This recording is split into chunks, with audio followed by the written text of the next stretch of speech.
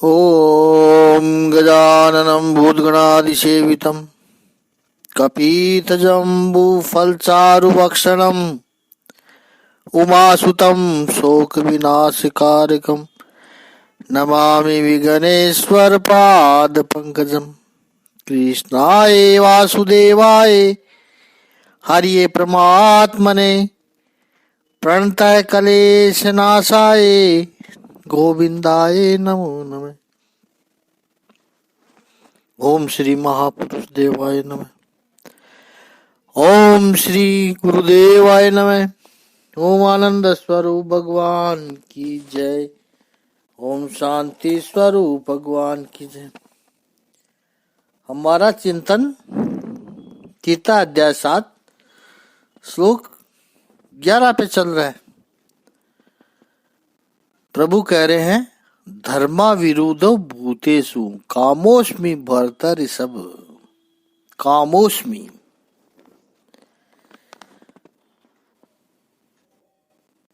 वह काम हूं जो धर्म के विरुद्ध नहीं है। ये प्रभु ऐलान कर रहे हैं।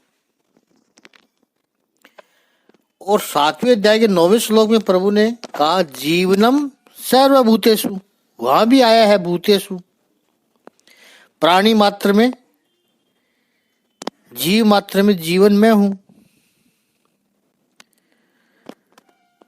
तो जीवन का सृजन करना है, भूत बनना है, तो उसके लिए जन्म आवश्यक है।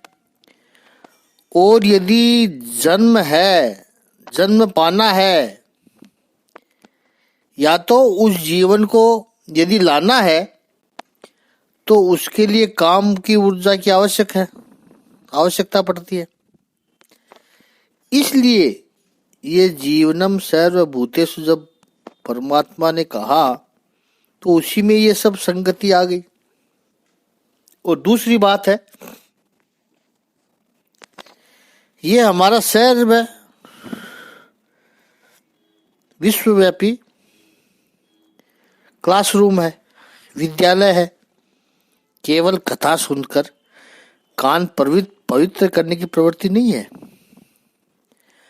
हम स्टडी कर रहे हैं गीता पर, सिंसियरली स्टडी करना है हमें। तो 7वें अध्याय के 9वें श्लोक में प्रभु कहते हैं, जीवनम सर्वभूतेषु। और जो श्लोक अपना चल रहा है, यानी 11वें श्लोक में पहले और दूसरे चरण में भगवान ने कहा, बलम बलवताम अस्मि चाहम काम राग विवर्जितम। कामनाओं को विवर्जन किया है। वहां कहा है कि काम के रहित जो बल है वो मैं हूं। दूसरे चरण में प्रभु कहते हैं काम विवर्जितम। और इसी श्लोक में चौथे चरण में प्रभु कहते हैं कामोस्मि, वो काम मैं हूं जो धर्म के अंदर किया जाता है। इतना कॉन्ट्रोडिक्शन, वो भी एक ही श्लोक के अंदर। इन 3 बातों को साथ में रख के ही हम भगवान की इस विभूति का आत्मसात कर पाएंगे। जीवनम सर्वभूतेषु कामराग विवर्जितम और कामोस्मि। जैसे बल के लिए प्रभु ने विशेषण प्रयोग किया काम राग विवर्जितम, यहां काम के लिए प्रभु विशेषण प्रयोग करते हैं धर्म विरुद्धो भूतेषु का, अर्थात धर्मा विरुद्धो काम अहम अस्मि। भूतेषु धर्मा विरुद्धो कामा अहम अस्मि। तो पहले तो काम क्या है ये समझिए। लोगों ने बिना समझे काम की अति निंदा की है। और यहाँ महापुरुष बेसिक कॉन्सेप्ट से धीरे धीरे ऊपर आकर के आध्यात्मिक अर्थ गठन करना चाहते हैं महापुरुष। कामना का अर्थ अक्सर लोग करते हैं स्त्री पुरुष का संबंध या नर मादा का संबंध। आवश्यक तो है। संपूर्ण विश्व में एकमात्र भारतीय संस्कृति है जिसने कामनाओं को स्वीकार किया है। अपने यहाँ काम भी शास्त्र है और जैसे भक्ति शास्त्र लिखने वाले सांडिल्य को मुनि कहा गया है, पंचरात्र वहां भी भक्ति शास्त्र लिखने वाले नारद जी को मुनि कहा गया है। ऐसे एकमात्र संस्कृति है जहां काम शास्त्र लिखने वाले वात्सायन को भी मुनि कहा गया है। मुनि वात्सायन, मुनि कौन है? जो मनन करता है। भक्ति सूत्र के लिखने वाले सांडिल्य और नारद दोनों यदि मुनि हो सकते हैं तो यहाँ पर काम सूत्र लिखने वाले वात्सायन भी मुनि है। और मुनि वात्सायन ने काम सूत्र ग्रंथ के प्रारंभ में ही लिखा है। लोगों ने तो बस सुना है काम शास्त्र को और उनके साथ कुछ कामुक चित्र विचित्रों को जोड़ दिया है। कुछ लोगों ने पढ़ा होगा तो केवल अनुवाद पढ़ा होगा, क्योंकि संस्कृत को समझना तो सबकी बस की बात है नहीं। देव भाषा को भूल गए, व्यथा की बात है। या चिंतन करने में तो समय देना पड़ता है, इतनी मेहनत संभव नहीं है। लेकिन काम सूत्र ग्रंथ के प्रारंभ में मुनि वात्सायन लिखते हैं, अस्य शास्त्रस्य तत्व ज्ञान्यो भवते जितेंद्रिया। इस काम के शास्त्र को जो तत्व से समझेगा वह भवतेय जितेंद्रिय, वह जितेंद्रिय बनेगा। यह सौंदर्य देखिए आप। काम शास्त्र को समझने वाला लंपट नहीं बनेगा, लालची नहीं बनेगा, वासना का कीड़ा नहीं बनेगा। इंद्रियों पर संयम प्राप्त करने के लिए काम शास्त्र है, लंपटता के लिए काम शास्त्र नहीं है, लाइसेंटियस के लिए काम शास्त्र नहीं है। महापुरुषों ने बताया है कि काम दो प्रकार का होता है। यहां बिल्कुल आधार से चिंतन हो रहा है, एक बेस से चर्चा हो रही है।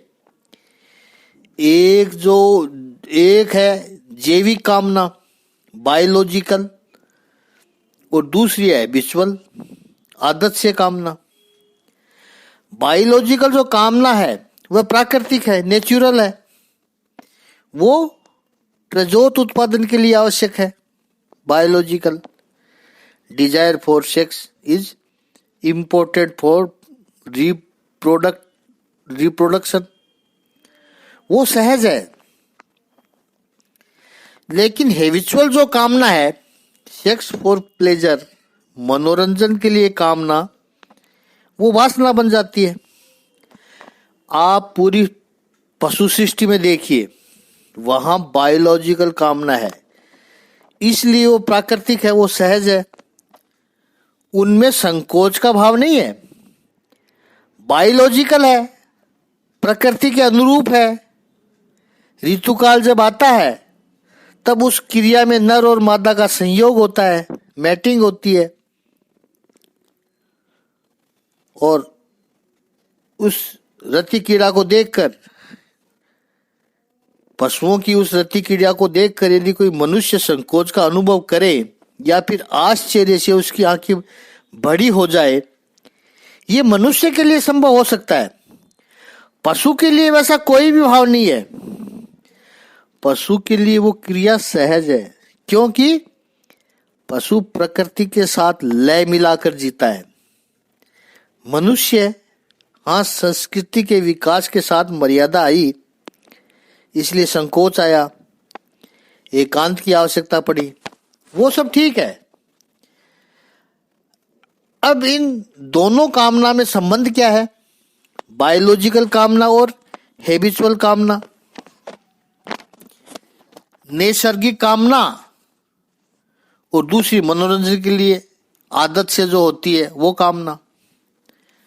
कामना की जो ऊर्जा है वो तो प्राकृतिक है, बायोलॉजिकल है, लेकिन मनुष्य ने, और मनुष्य जिसे अपनी संस्कृति कहता है, विकास कहता है, इस प्राकृतिक अभिवृत्ति को नैसर्गिक अभिवृत्ति को मनुष्य ने हैबिचुअल बना दिया है, आदत बना दी है। पशु और मनुष्य में यही बहुत बड़ा फर्क है। संस्कृति और आधीनता, अनकल्चर जिसे कहे, उनमें यही भेद है। पशु में, जिसे हम आधीन कहते हैं, अनकल्चर्ड कहते हैं, उसमें इच्छा और अभिव्यक्ति दोनों सहज है। और चूंकि दोनों सहज है, नैसर्गिक है, नेचुरल है, इसलिए पशु में परवर्जन नहीं है। कामना के बारे में पशु में विकृति है ही नहीं। पशु में कभी बलात्कार नहीं होता है। पशु में कभी अप्राकृतिक, अनसर्जिक, अननेचुरल काम की अभिव्यक्ति नहीं होती है।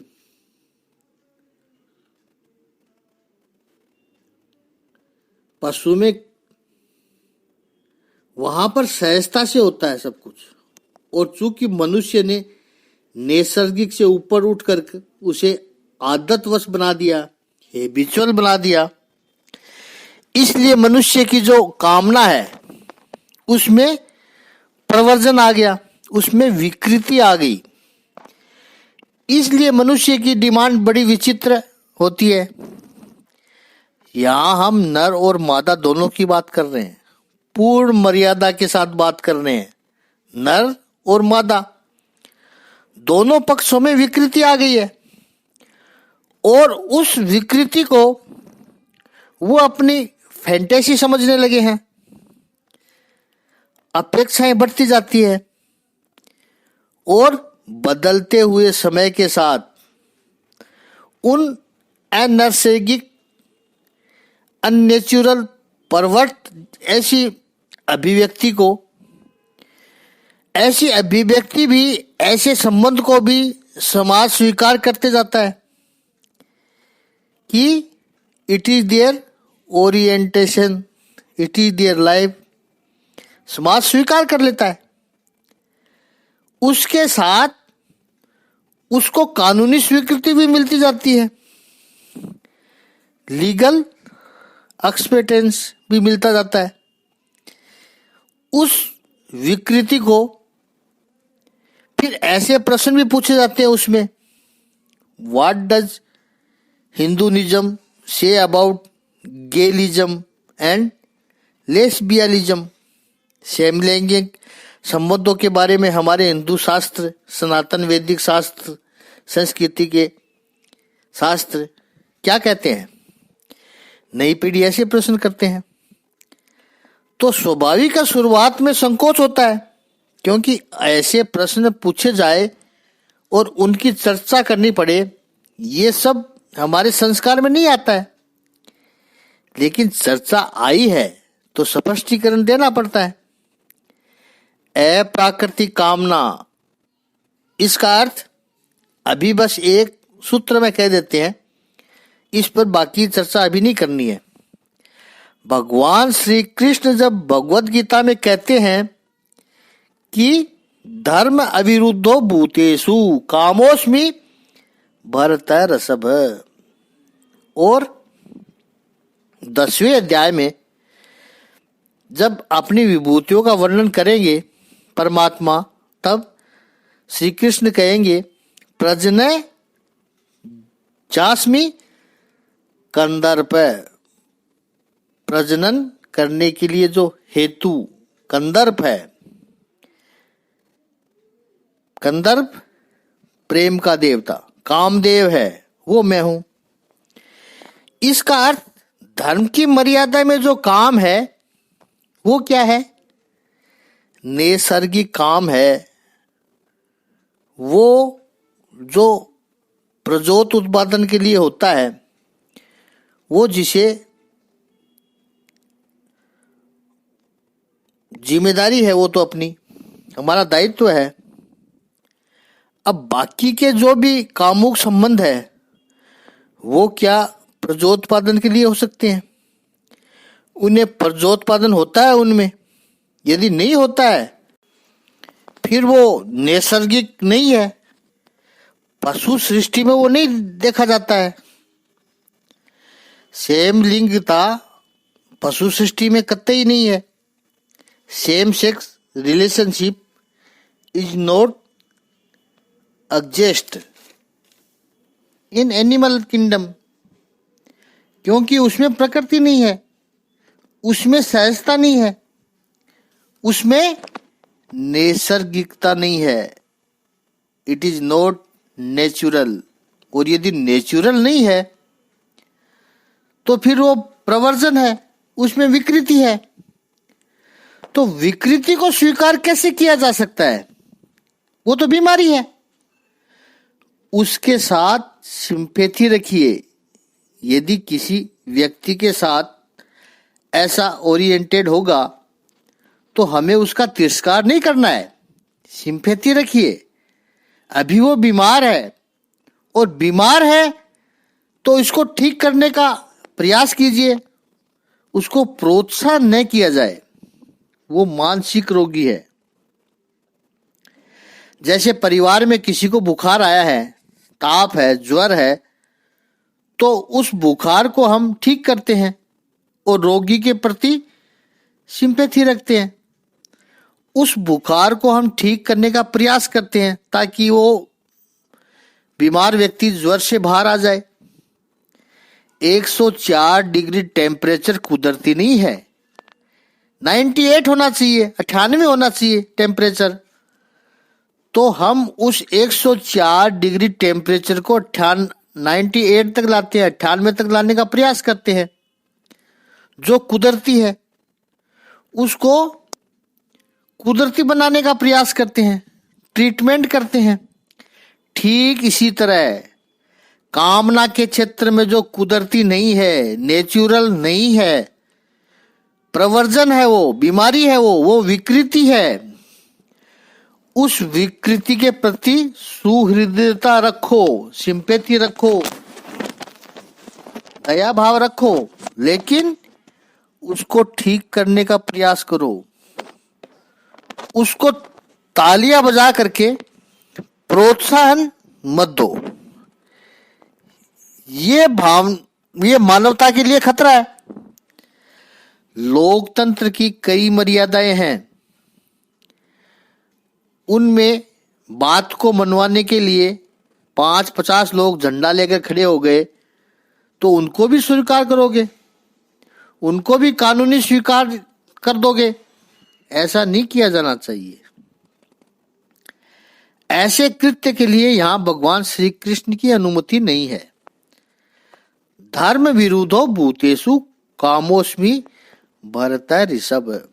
धर्म की मर्यादा में जो कामना है उसको भगवान श्री कृष्ण कहते हैं वो मेरी विभूति है। इसलिए संपूर्ण विश्व में एक सनातन वैदिक संस्कृति ऐसी है, उसमें कर्मकांड है, अलग अलग संस्कार है।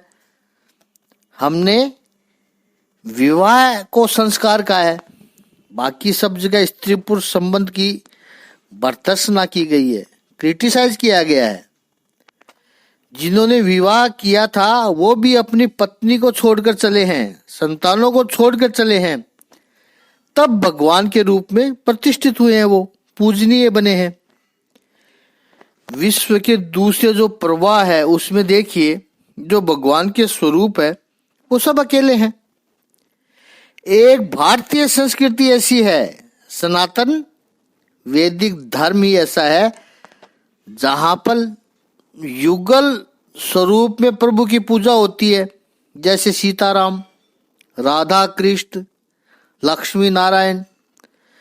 तो विवाह को भी हमने संस्कार का है, और संस्कार का अर्थ है जो हम आज हैं उससे बेहतर बनना, श्रेष्ठ बनना, टू इम्प्रूव, टू इवॉल्व।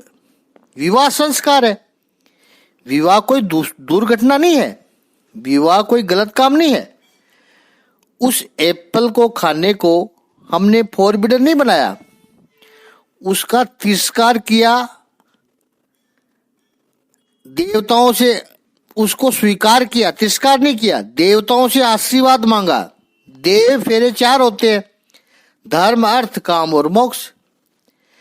पिछले 3 फेरे में कन्या आगे रहती है, फिर चौथे फेरे में वर आगे चला जाता है।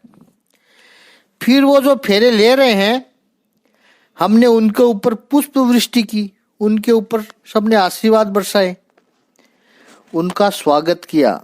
जब एक युगल साथ में रहकर जीवन बिताने का संकल्प करता है, उन नव दंपति का हमने अभिवादन किया। हमने उनकी निंदा नहीं की। उतना ही नहीं, ये आपसी साहचर्य के परिणाम स्वरूप जब संतान का जन्म होना होता है, स्त्री जब प्रथम बार गर्भवती बनती है, अब जब गर्भवती बनी है तो सहज है कि संबंध स्थापित हुआ है, उन दोनों में आत्मीयता निर्माण हुई है, इंटीमेट रिलेशंस हुए हैं, उसका भी हमने स्वागत किया है। स्त्री जब पहली बार मातृत्व धारण करती है तो उसके 6 या 7वें महीने में कुल परंपरा के अनुसार हमने सीमांत संस्कार किया है। उस गर्भ अवस्था की हमने निंदा नहीं की, उसको क्रिटिसाइज नहीं किया। ये भारतीय संस्कृति है, सीमांत भी संस्कार है और गर्भ स्थापना भी, पुंसवन भी संस्कार है। कितनी पॉजिटिविटी है। जीवन का हमने पूर्ण स्वीकार किया है, लेकिन धर्म की मर्यादा में रहकर किया है। तभी स्वीकार है जब धर्म की मर्यादा में रहे। आगे का चिंतन कल करेंगे। ओम श्री सच्चिदानंद भगवान की जय। ओम श्री आनंद कंद भगवान की जय।